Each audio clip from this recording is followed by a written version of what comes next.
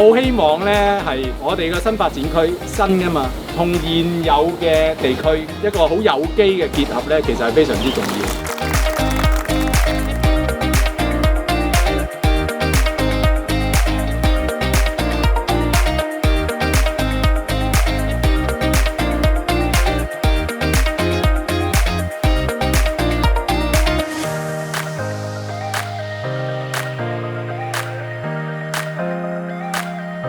嗰個煙花嘅圖案咧，都係代表住我哋洪水橋下村咧，都係一個匯聚綻放嘅一個嘅理念。政府咧一直致力於美化天水圍明渠，大家可以見到咧，呢度有好漂亮嘅壁畫，呢度就係未來新界新發展區嘅一啲願景同埋藍圖。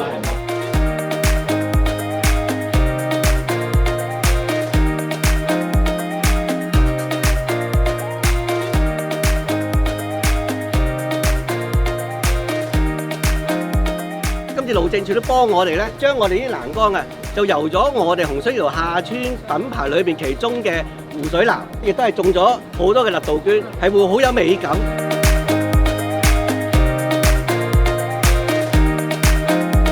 我哋希望咧帶多啲唔同嘅創新嘅，我哋城鄉共融嘅，甚至乎以自然為本嘅我哋嘅設計概念咧，融入呢個社區。我哋嘅願景咧就係將來咧呢一方面嘅工作咧係一定要再大